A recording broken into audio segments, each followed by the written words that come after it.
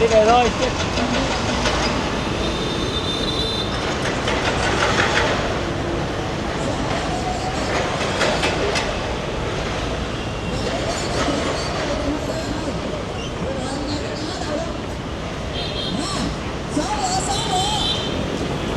Sáu ngựa về bên tay trái là A không hố nha, em nhắc lại A không hố. Tiếp theo sáu ngựa về bên tay phải đó. Bên tay trái một lần nữa, bên tay trái một lần nữa. Chỗ nào Đức Hào bắt tay phạt ha. Tiếp tục sáu ngựa về phía trước, cả nhà chúng ta ngã người về phía trước đồng thời thôi là thật đây đây nha, nha. Rồi sáu ngựa về phía trước đó.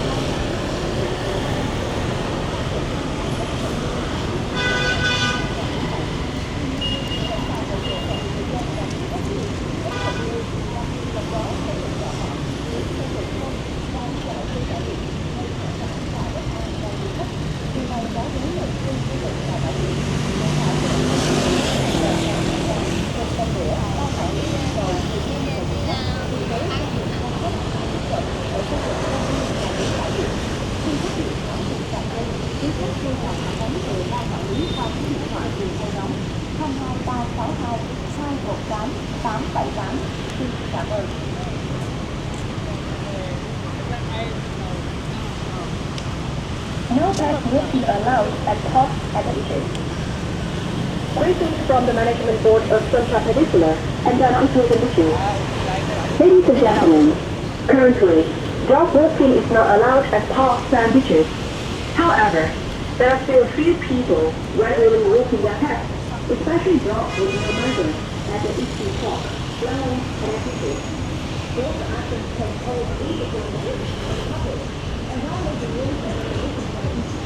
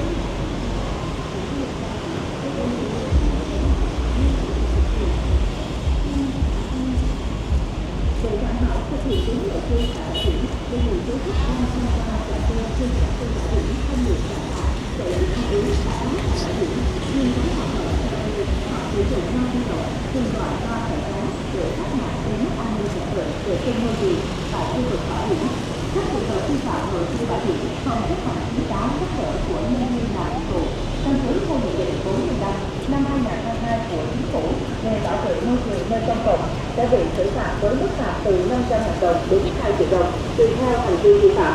Việc giữ gìn môi trường biển sạch đẹp không chỉ là trách nhiệm của các cơ quan chức năng, của những người công nhân vệ sinh bãi biển, mà rất cần sự chung tay góp sức của cộng đồng dân cư cũng như quý du khách.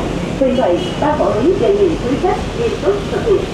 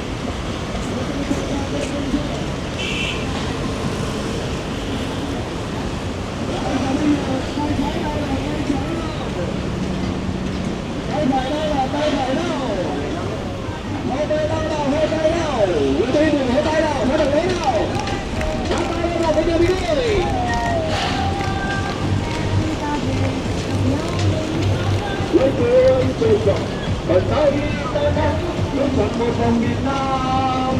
Rồi đi ngược lại đâu, đi ngược lại đâu, đi ngược lại đâu.